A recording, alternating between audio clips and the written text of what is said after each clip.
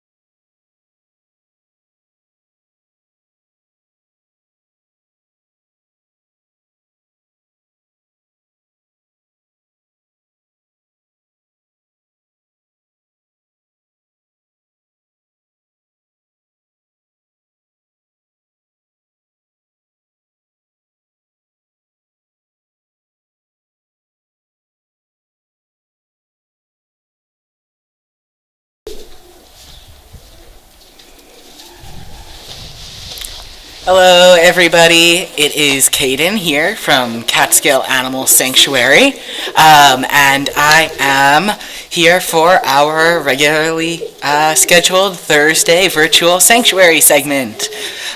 So thank you for tuning in. We'll give it a second before for everyone to just kind of arrive and get here. I am going to be doing this on my own today, so if you tuned in yesterday and you saw some of my solo filmed footage, we may see a little bit more chaos today, although birds in general, the chaos they cause is not quite as large as a cow, or Benjamin being all nosy in the camera. So we will see how that goes, because today's segment is all about our chicken friends here at Catskill Animal Sanctuary, and kind of carrying on our theme of Earth Day that we've been doing this week. And hi, Sherry. I will be able to see the comments this time because I've got them facing me, so hopefully I'll be able to respond to some of your comments a little bit quicker as well. But welcome. For those of you who are just tuning in to Virtual Sanctuary at Catskill Animal Sanctuary for the first time, I'm going to give you a little bit of a background about who we are and what we do. So we are located on 148 acres in Saugerties, New York, in the Hudson Valley, and we rescue and rehabilitate farmed animals who are in urgent and dire need of our help. And we are here to help them not just recover, but to allow them to educate the public about their own lives, by sharing their stories, letting them share their own personalities, and helping people connect with them. Normally, this time of year, we would be welcoming lots and lots of folks onto our property. Right now, that's not feasible, of course, because we're all staying shut down and keeping each other safe by staying home as much as possible. And so we're happy to be able to bring you our virtual sanctuary segment instead. And a part of our work here, in order to make the world the best possible place it can be for animals, is that we also advocate for vegan living. And we are doing our segment all about a specific kind of chicken today, which are our chickens who would typically be used for their eggs. And we get a lot of questions on our regular public tours about eggs. I would say that it's probably one of those areas that is a little bit more complicated. It's a little less obvious what goes on in egg farming and how we get chickens to lay as many as they do. And so there's just a lot of questions that people have about it. And if you have any questions whatsoever, please definitely leave them in the comments below, and I will do my best to answer them. We're here, by the way, with Pilar, who's the little brown lump in the front, with Sebastian, the colorful lump in the front. I know it's a little hard to see them. We're in the barn right now, and it doesn't have maybe the world's best lighting, so we're gonna do this. We've got, and I can just lie down with you guys. No. So we've got Pilar here up front, Sebastian here. Sebastian's like, I'm gonna nope out. He is definitely camera shy, but we're here for Sidra. And she knows it. She's like, uh-oh. I know that face on Kaden means I'm getting scooped. So we'll see if she'll say hi. She's actually pretty friendly. So, what do you think, City Poops? City Poops. City Poops. Let's get this up here. So this is our sweet Sidra. You are so soft and you are so good. And just an all-around perfect bird, aren't you? So Sidra here, Sidra is known for her adventurous sense of personality. And she is on a nicer, a little less chilly of a day, maybe a little bit sunnier. Yeah? Is that so?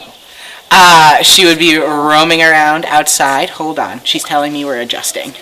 So Sidra does have a favorite way to behold. Or, nope. See you later, Sidra.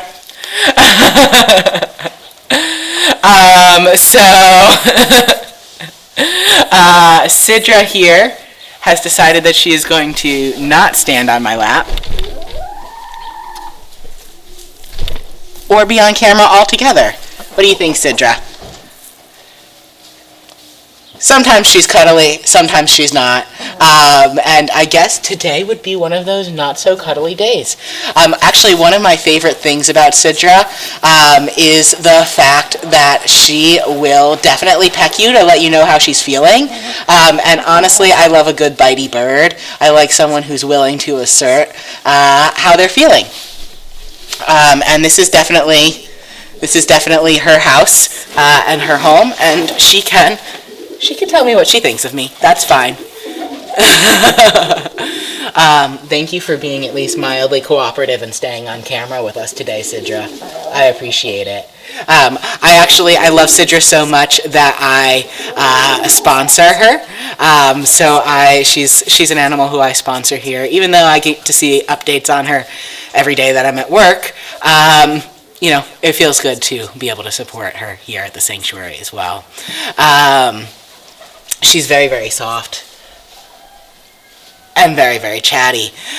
So I may actually end up lying down here for our virtual sanctuary, you guys, just so you can get a better view. I'm basically on the ground anyway, trying to get in the same camera angle as Sidra because she's low to the ground. Now she's going to stand up. There we go. Oh, come on, Sidra. She's just going to make us work for it. So Sidra here is a white leghorn hen. And she is the kind of hen here at Catskill Animal Sanctuary who we are often rescuing from egg farms. Sidra's story is a little bit different, and she's totally walking away now, so we are going to. This is why we're doing the chaos of solo filming today, you guys. Thank you for hanging in there. So Sidra, she came here with Pilar, who we've got over here, and I'm just going to get us all straightened out. Pilar and Sidra came to us in the spring of 2017. They had been part of a chicken hatching project, and the family that was hatching them, okay, we've lost our birds more or less. The family that was hatching Sidra and Pilar didn't actually have any intention of keeping them after they had hatched. So when they were these little babies, they were all cute and great. And then a couple weeks in, they were like, nah, we don't want them. We're going to send them to a farm. And unfortunately, we know what was going to happen if they went back to a farm. So a neighbor convinced the family to let him place them at sanctuaries. We took in these two girls who have totally disappeared. So what we're going to do is we're going to go find a few of our other birds while we chat. Does anyone have any questions about chickens that you want to leave in the comments? I will answer. It's not just Kaden on the barn floor day, I promise. We'll see some good stuff, except I've dropped my walkie. So this is like one of my regular tours. If you've ever been on a tour of mine in the summer here, you may have been put on remind Kaden to pick up their water bottle duty, because I leave it behind at every single animal stop. So we are moving through our main barn here, and we are heading over to a few of our other bird friends who are the same breed as Pilar, who is a red sex-link hen. And we're going to have some weird light transitioning in here as we move back into that nice daylight. Alrighty. So we're walking down this way, and you guys, it is very cold here today. It's a beautiful day out in general. It's just been a very, very chilly week here at the sanctuary. Thankfully, it's much less windy today than it was yesterday, So I know that our audio came through a little bit windy yesterday, and hopefully it's a bit better today. I got a question from Sean asking where Sidra's name came from. Sidra and Pilar got their names in a staff vote. So sometimes animals will come with names already. Oftentimes that's the horses. And then sometimes, and these are our birds who we're going to be hanging out with today, and then sometimes they will come completely nameless. And if they don't have like a rescuer who wants to name them, the staff get to submit names, and then one is chosen from the submissions. So Sidra and Pilar were just names that we hadn't named anyone else before, and that staff liked. So. And it's kind of hard to find names that we haven't used here before, which is what we try to do as well, because we've rescued over 5,000 animals. So, all right.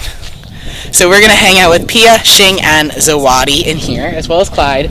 I know we've done that before with me, but we did not...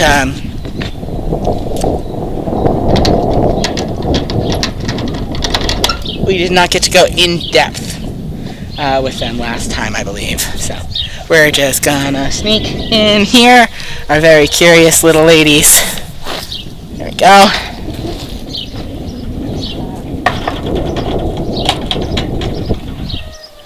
What do you guys think? What are we doing today? I would also just like to, I'm gonna pan it over here. Look at that handsome little Clyde hanging out in his door. And then Lisa wants to know who my favorite chicken here at the sanctuary is. My favorite chicken might be the same as Sherry and Janine's. He's Al. Al is a big old sweetheart. I was just having a conversation with him this morning.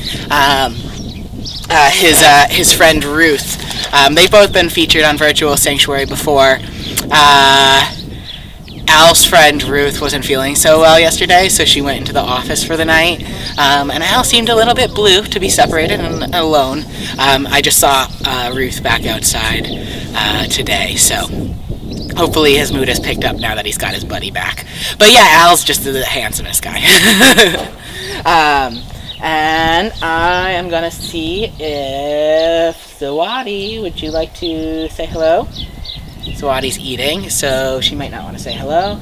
We've got Shing off camera, and Pia.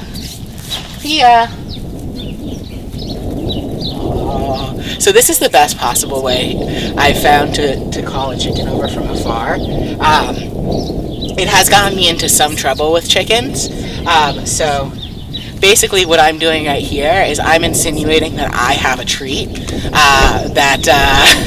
who are you? That Zawadi should come over and have some of. And I used to do this on tours. I actually used to do this on tours to get Sidra to come over to me from a distance. And sometimes I would make I have a treat sounds as well. But here's the thing, Sidra. Oh, I know. Are you going to walk away from me, Zawadi? What do you think? Sidra does not like a liar. And that was what I was doing. I was promising her food that I didn't have. So she eventually caught on, stopped trusting me, and decided to altogether stop coming over to say hi to me for a while. And I had to earn back Sidra's trust for all of my lies by making sure that every time I called her over with my little scratching, that I actually had at least some clovers or something to give to her. And chickens, it's actually known that chickens will A, lie and deceive, and B, be able to pick out who in their flock are liars, which makes sense. You don't want to have people among your ranks who know how to lie without anyone among your ranks who knows how to pick it out, because then that's just pure chaos.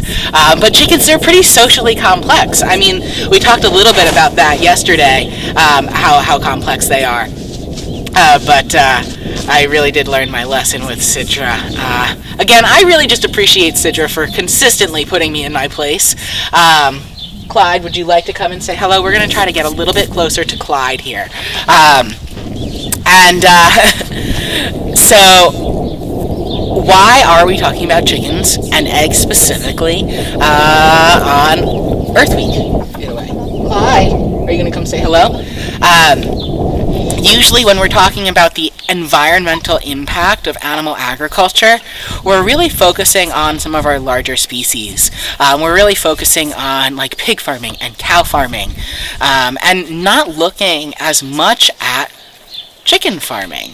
And that's it's because in comparison, chicken farming does tend to emit less greenhouse gas emissions than it's the mirroring effect, you guys. I don't know which direction the camera's going. Chicken farming emits less greenhouse gases than a lot of other forms of animal agriculture, but chicken farming doesn't have an insignificant impact on the environment either. And we've got a beautiful day on the pond as well right now. You can see the ducks behind me. So we've got Joseph and Luke and Nino swimming in the pond behind me. And yeah, Clyde's got all of his ladies around him, and they are all grooming. And we are going to go a little bit closer to them. We'll see what happens here. But chicken farming, in terms of its environmental impact, the American Egg Board itself has talked about how egg production and farms related to egg production are the second leading cause or source of nitrogen emissions that are related to the kind of dead zones that we're seeing in our bodies of water. So these nitrogen-rich runoffs that cause things like algal blooms in the waterways, and also the nitrogen emissions, i.e. ammonia, that are really, really bad for human lung health. Hello, Clyde. So there are very, very big environmental impacts that are related to egg farming, despite the fact that oftentimes we're seeing egg farming proudly tout itself as being really great at taking steps for the environment. And it's true, they have been able to figure out... Oh, what are we doing here, Clyde? Did they grab your feather a little bit too hard? I also hate when I'm being groomed and someone plucks out a perfectly good feather. Heather asks how nitrogen compares with methane. So nitrogen emissions, we're not looking at them quite as much in terms of the warming effect in the atmosphere in terms of climate change. We're looking more at some of the other, it's more of a pollutant in terms of like environmental health outside of the warming effects. But it's very bad for babies as well. Ammonia would be very, very bad for anyone with particularly sensitive lungs.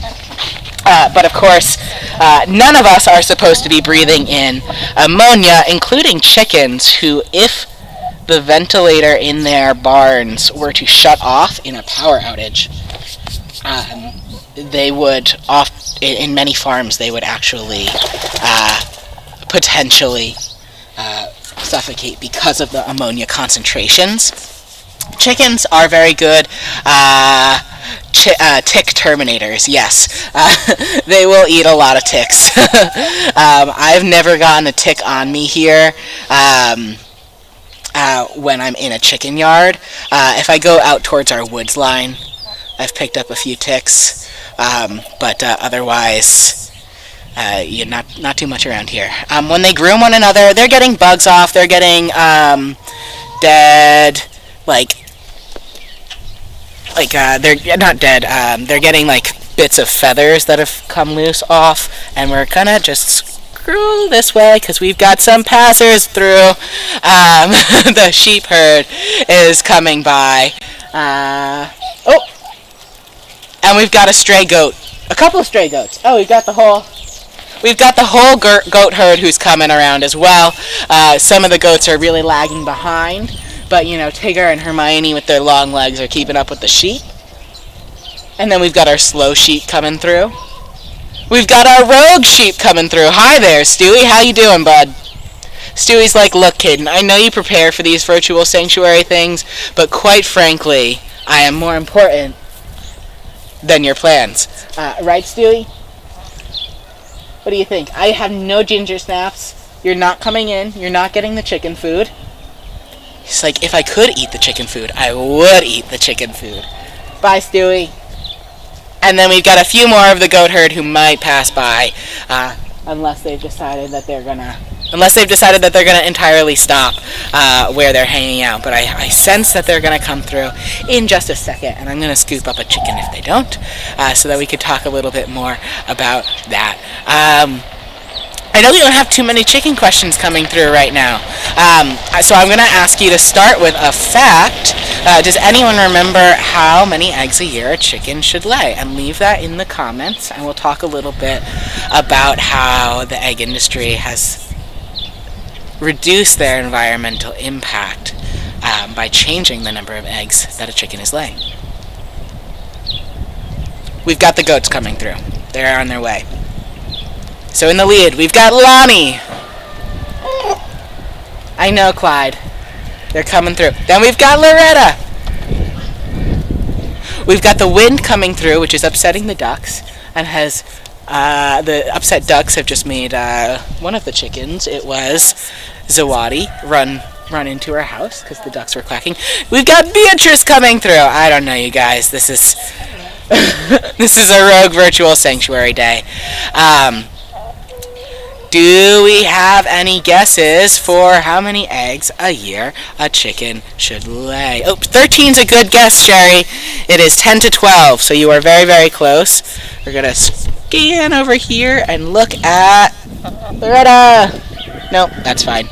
Loretta is walking away from us as well. Thank you for your patience, you all.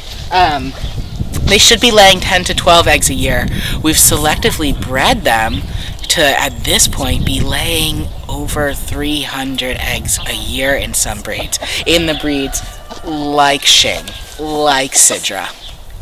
It would be about one per month if you were to average it out across the whole year, but it's all at once. Because if you think about how chickens and birds in general have their babies, it's in clutches, so they lay a nest full of eggs and allow those to hatch, and they'll raise them like that. So like 10 to 12 eggs is sort of the equivalent of a chicken pregnancy. That's one set of babies. If in the wild they were having a particularly abundant food year, you might see them having babies, maybe like 2 to 3 clutches of babies in a year, depending on how much available food there is. We just have totally lost our chicken friends here. Can chickens fly? Kind of. I currently have 2 baby chickens in my bathroom. Preferably you won't tell my landlord. And they can fly because they're still small enough. So I'm fostering those guys, and they're only about 8 weeks old, 7, 8 weeks old. And they are semi-flighted. So flighted enough to be able to fly up to my head every morning when I'm brushing my teeth. Why evolution or nature landed on 12? I don't actually have a good answer for you on that one, Sean. 10 to 12 eggs. It would still vary by hen. They would be laying a little bit more irregularly when they're younger, and their body's sort of kicking into its rhythm. I suspect that it would have something to do with survival rates and how many a mother can take care of as well. We have someone coming back out. This is Pia. Pia, what do you think? I'm going to try and scoop them.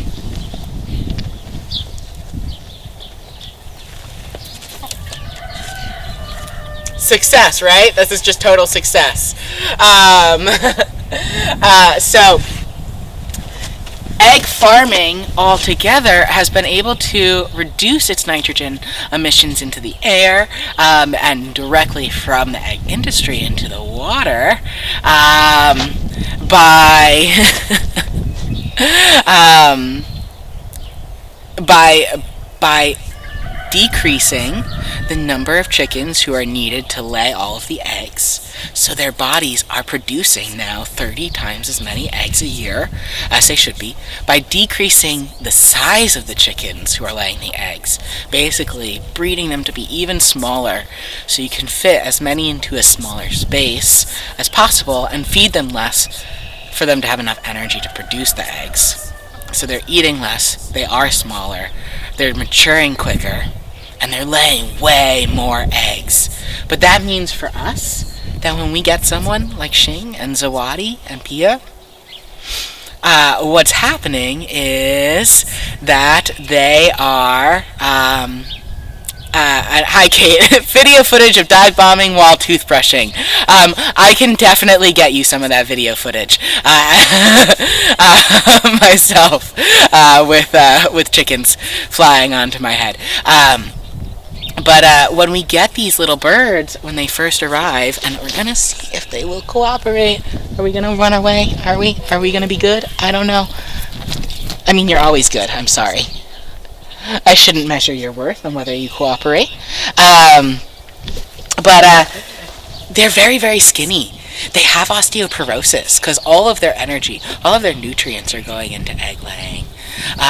And they're just in very, very bad health, particularly their reproductive health. They're really, really likely to get cancer. And it breaks our heart because we want these guys with their excellent and non-shown personalities here. Come on, guys!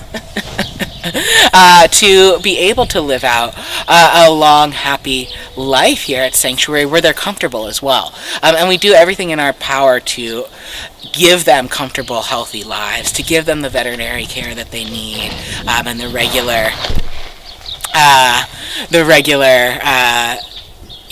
upkeep that a chicken deserves so that she can live not just the 1.5 to 2 years that she'd be allowed on a farm, but she can live her natural life, which would hopefully in domesticated chickens look closer to 6 to 10 years. And in wild chickens they can actually live up to 30 years. Does anyone want to cooperate? I see one chicken in the background. I'm going to see if she wants to get scooped. Hard to say.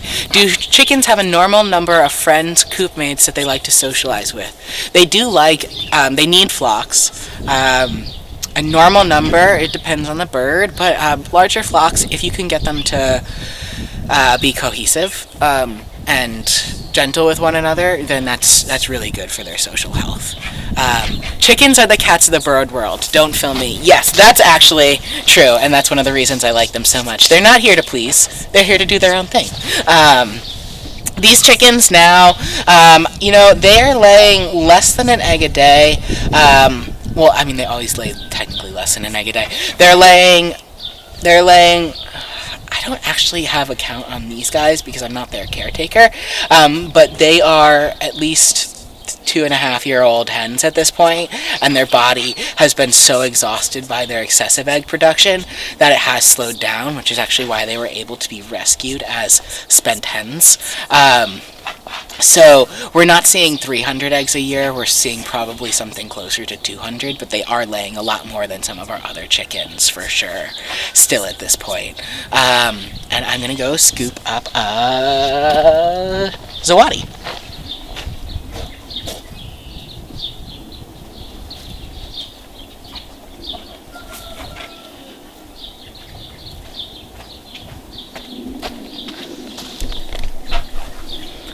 We got a little bit of Zawadi time for our final bit of our virtual sanctuary today.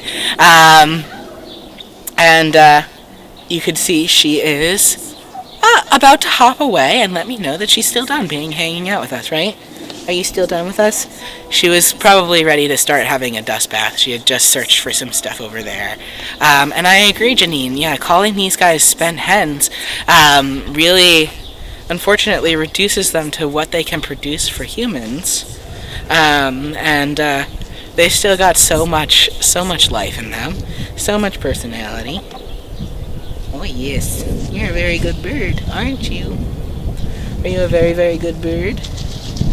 Um, and we've often seen, unfortunately, that even when we're trying to make farming more efficient, to make farming a little bit better for the environment, but keep it to scale, to keep producing as many animal products as we are here, that it means usually a welfare compromise for the animals involved because they're going to be more confined.